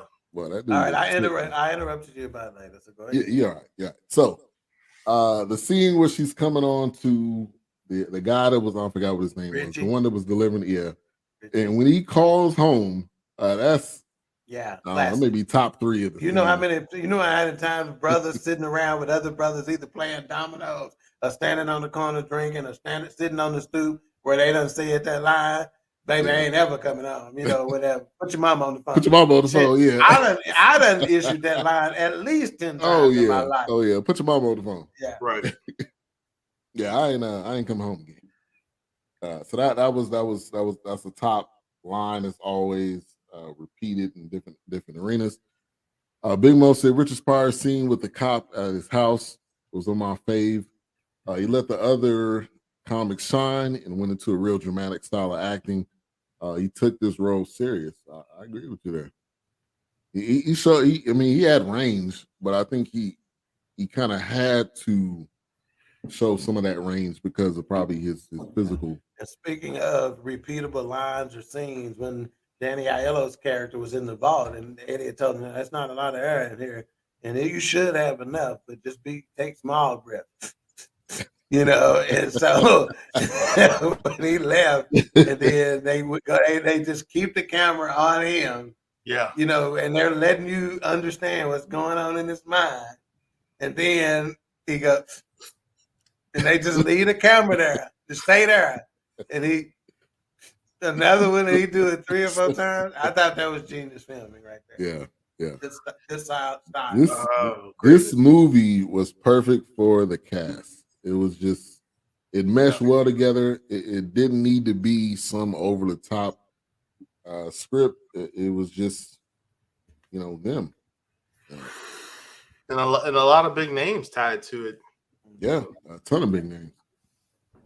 Yeah, and they kind of did they try to lightweight touch on some community issues and stuff by like whenever they were talking about it. I think it was Richard Pryor giving the speech to.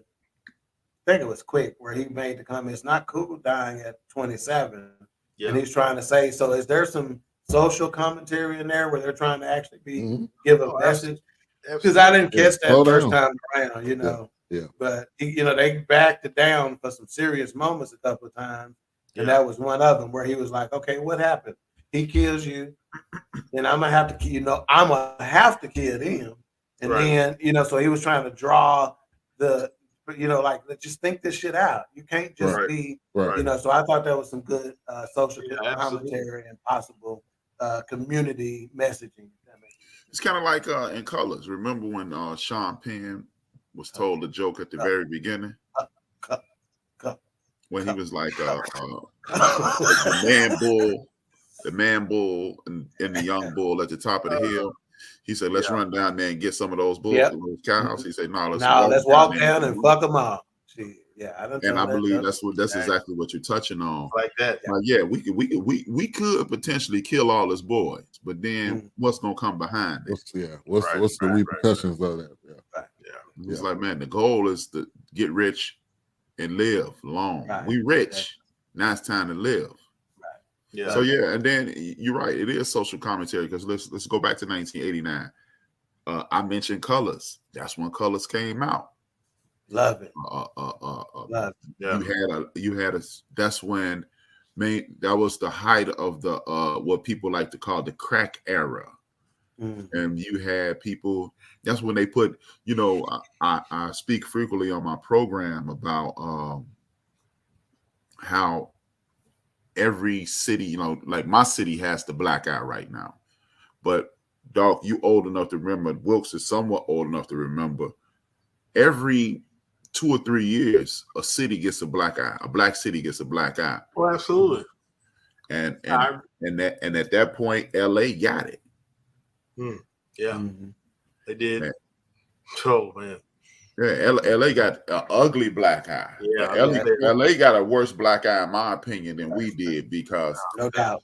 I have to agree wholeheartedly. You know, it's just, you know, Baltimore, New York. Yeah, absolutely.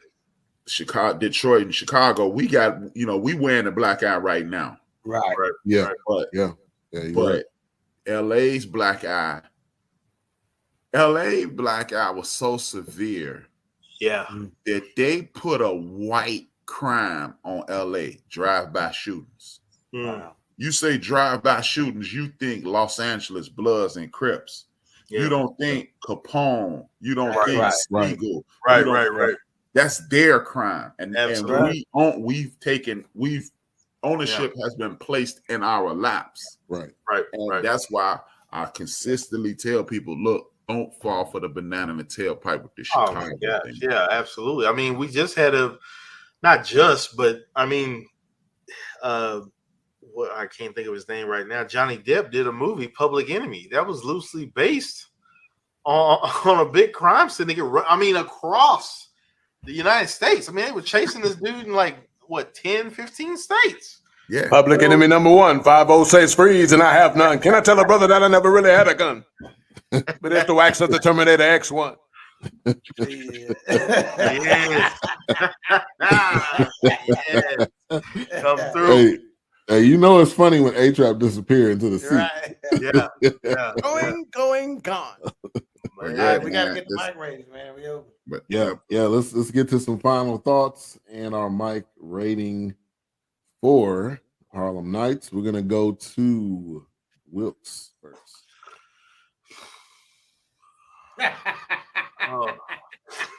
You sighed like a motherfucker.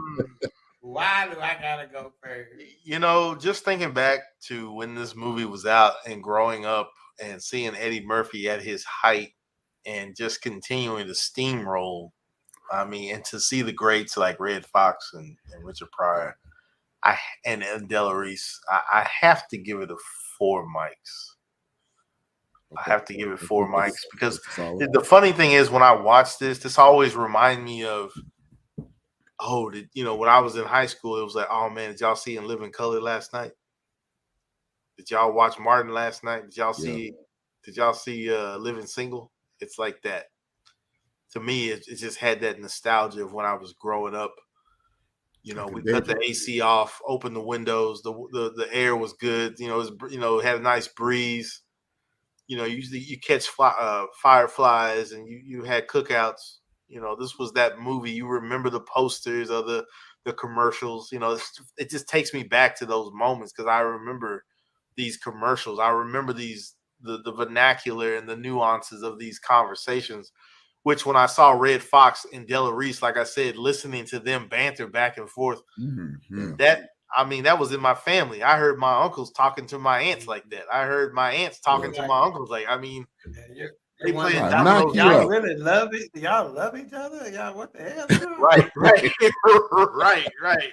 So yeah, I have to give it 4 mics. I'm cutting it off at the knees, but it just took me back to in those moments. You know, it was, you couldn't wait to get to school, or you get with your homeboy or your cousin. Hey man, did y'all watch that last night? Did y'all see Michael Jackson primetime new video? Like, the only artist I know that people would come in the house from playing or whatever they doing to watch Michael Jackson drop a new video primetime. Right. So it's that for me. It's that for me. I remember that, Wilkes. Friday night videos. Yeah, man.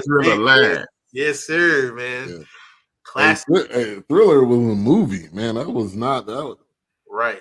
That was a featurette, man. That was right. Exactly. I bet you that was the highest rated episode of Friday Night Videos ever. Oh, I'm pretty sure it was. Yeah. Friday Night Videos was it, man. Gosh. Yeah.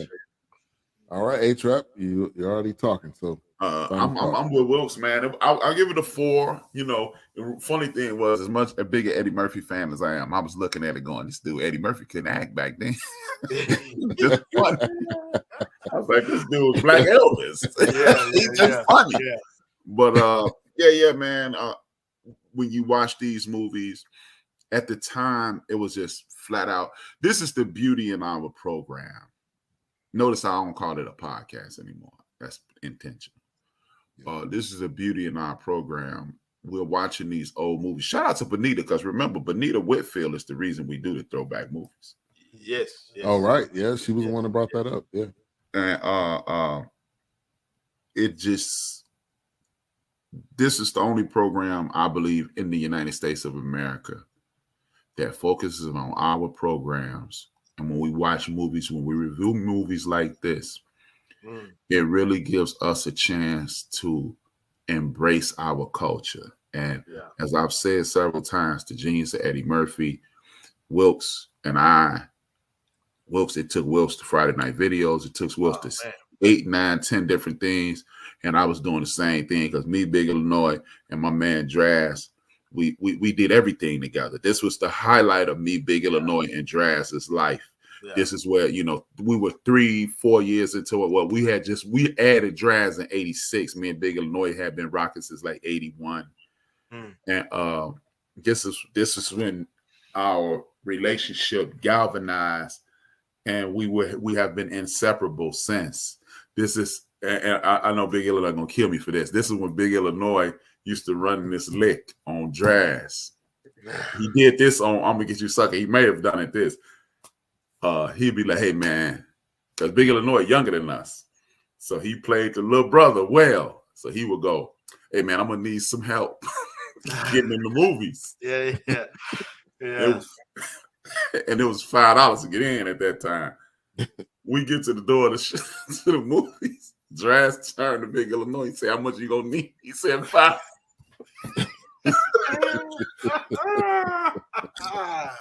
So like Wilkes, I'm in my all night long. Yeah. I'm going through all the situations, and how many times me and Big Illinois has sat in his living room and watched this movie. Yeah. And it just like Wilkes, it caught me. And I was like, when I watched it, I really wasn't thinking about the movie. I got this movie memorized, but I'm like, man. Thinking about the memories. Yeah. Me and Big Illinois used to play. We used to pitch pennies. We invented a game called baseball, pitching pennies. Yeah. So it just took me back to my whole, just walking me through my life. So yeah, it was dope. And I just want to piggyback real quick off of A-Trap. I know Dog gonna drop some dimes here, but it's just like when as a little kid, like when this was coming out, when this was out, I remember going through South Dallas and seeing those, Newport and Cools. Those billboards, those Coke billboards, you saw black people on these ads. Yeah. Soul Train was still putting us out there. It's just, I remember going to South Dallas. I remember going to Fat Burger. I remember going to these different places.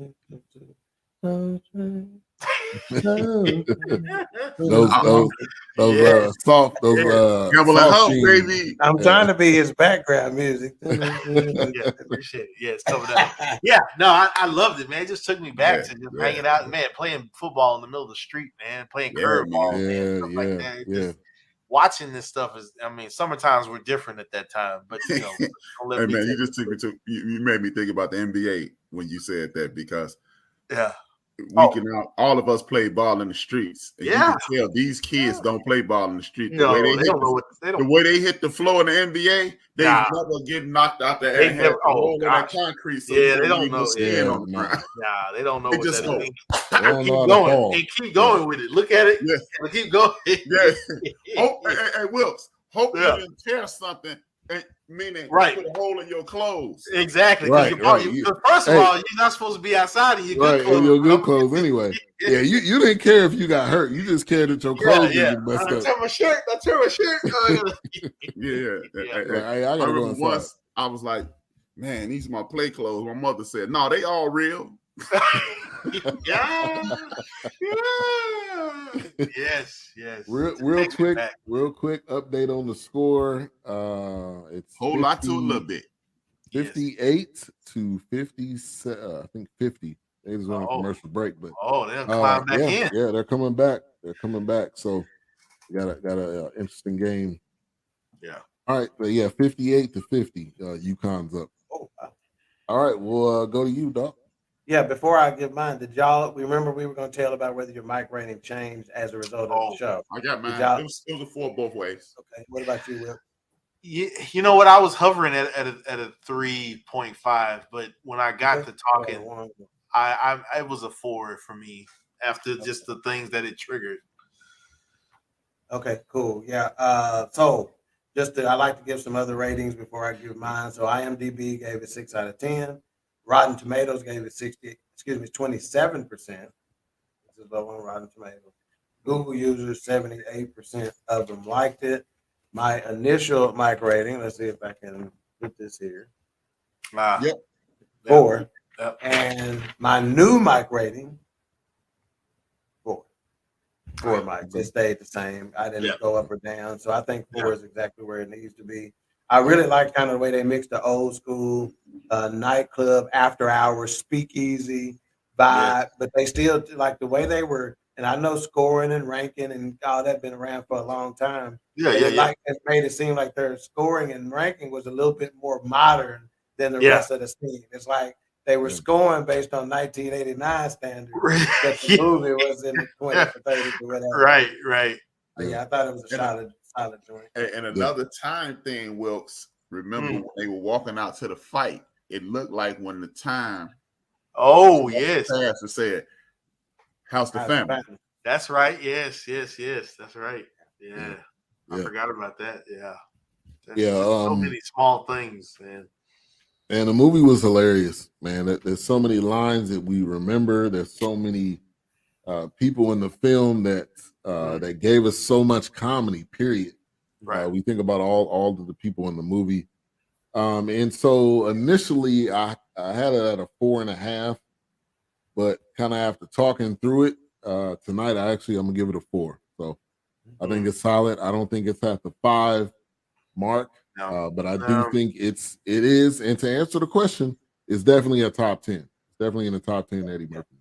Yeah, that's pretty interesting. So we got 2 that started at 4, ended at 4. We had one that started below a 4 and came up. We got one that started above a 4 and came down, giving us a unanimous 4 Moses Malone. Mike movie. 4 Mike for the Fourcast. All right, so let's see what's coming up tomorrow on End of the Bench. It's this thing called the Parental Bill of Rights. Oh man! And they are actually a plum fool. I'm going to warn people to. I'm gonna warn people to be active. Go around the swivel, your head on the swivel. This man being indicted could enact violence against people who are brown, whether you Mexican brown, Puerto Rican brown, Islander brown, or black. Yeah. Right. And hold on, I forgot the last one. And the violence thing. I'm gonna add a sports piece into it. Is it fandom or dumb? It's gonna seem like I'm picking on this one dude. I was watching Big Mo's show yesterday, and two of his co-hosts said arguably the stupidest thing I've ever heard in the history of somebody speaking about sports. They said the NFL couldn't afford to give out guaranteed contracts, as if everybody in the league making $200 million. And can't afford it. They can't afford it, and they were empathizing with the owners. Nah, come on, man. The owners are $1 billion. Well, most owners are billionaires. What are you talking If it wasn't a salary cap, they would spend more money. Think about it like this: the salary cap itself is a joke. The salary cap is literally like me hitting the Powerball and then telling my old lady, "Well, we can only spend $100,000 a year. I know I just won $300 million, Right? but $100,000 a year all we can spend." Correct me if I'm wrong, but the salary cap came because of Jerry Jones dropping that money on Deion Sanders for $36 million for a cornerback. Jerry Jones, Al Davis, his mentor. I mean, and then we still using, like I said, I'm gonna bring up, we still using terminology like, like small market team. There's no such thing as a small market team anymore. There's no such thing. Small market team. They gotta look. I'll talk about it primarily tomorrow, but I just want people to understand. Yeah. The NFL is part owner of DraftKings and FanDuel. Right. They're partners with them. So when you bet on football, the NFL it's getting money. A piece of that money. All those people who losing those bets, the Cowboys gonna win today. 4 million Cowboy fans put $1 up. They just got a piece of $4 million. Right. Yeah. So and I'm just gonna talk about that. If you don't think they're not dipping in that, I don't know what to tell you. Yeah. Right. I mean, Jerry Jones bought the Cowboys in 1989 for $74 million. In 1996, he gave Troy Aikman an extension for $74 million. Right. Yeah. That says it all. And now it's worth multiple billion. I don't know the exact number. Yeah. It's because I think it was the Commanders. I think they got $8 billion. So it's gonna, or $7 to $8 billion. So I think it puts the Cowboys probably at 12 to 15 at least. Yeah. Easy. If the Commanders worth 8, the Cowboys worth 12. Yeah. Right. Or double maybe. Yeah, maybe even 16. Yeah. Because he owns the land around there. He owns the buildings. Right. Yeah, he owns Frisco. Yeah. Yeah, that too. Frisco we ain't and gonna talk about the merchandising. Oh my gosh. Right. You know, I mean, kidding me? it's just asinine. And at some point, as I'm gonna talk to sports fans, at some point we're gonna have to stop buying into this propagandized messaging that poor little old billionaires, like the San Diego Chargers, the media, they put out in the media, we're hemorrhaging money. Well, you know what? A corpse can't hemorrhage anything. So that means you have it to bleed it out. Right. Exactly. So I don't want to hear about, are you paying the Rams rent? But everybody in the league, look, I got so much to talk about that tomorrow. And I'm dedicating the show tomorrow to my late father.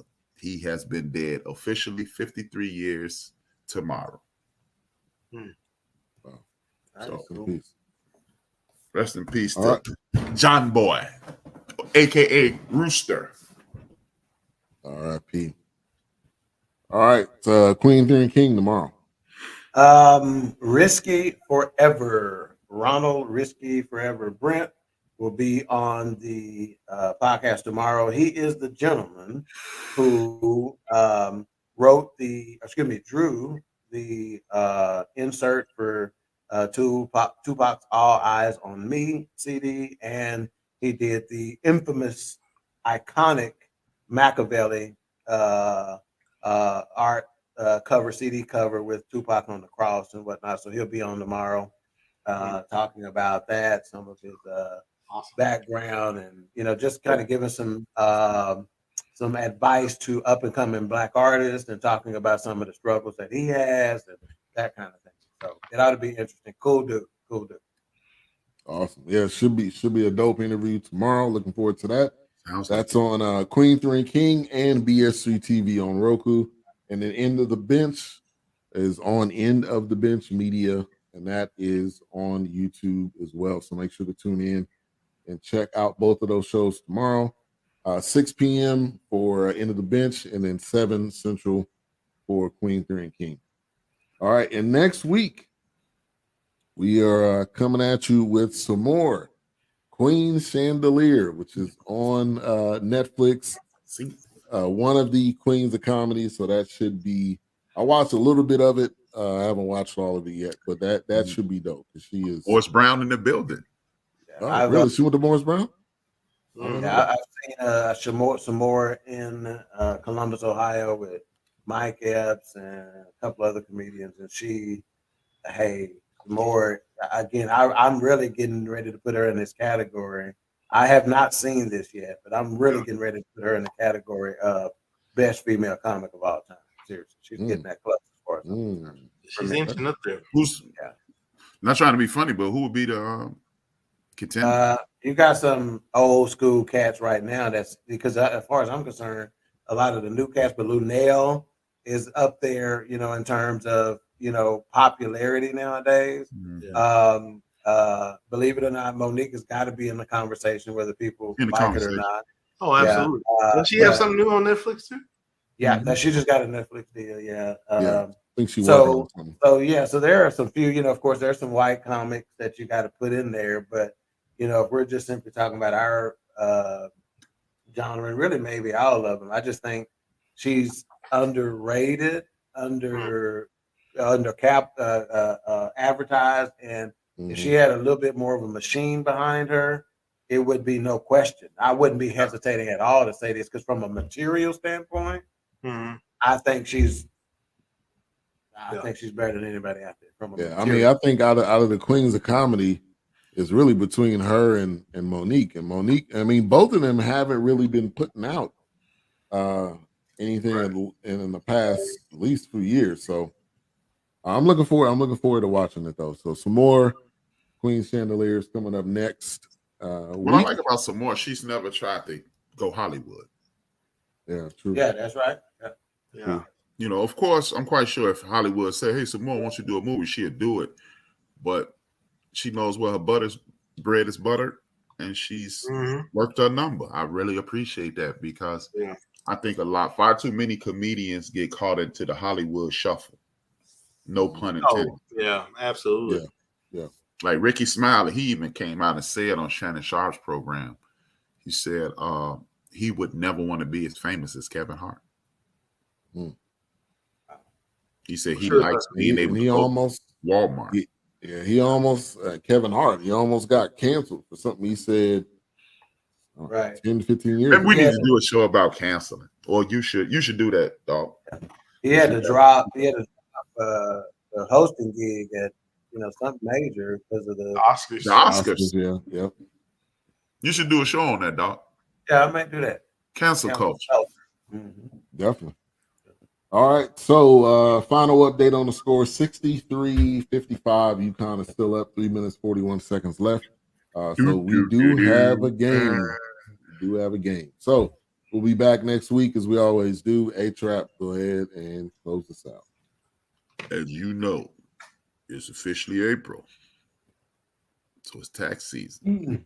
So until after the 15th, I owe you something. I ain't got it. If you need it, get it from God. Indeed. Peace.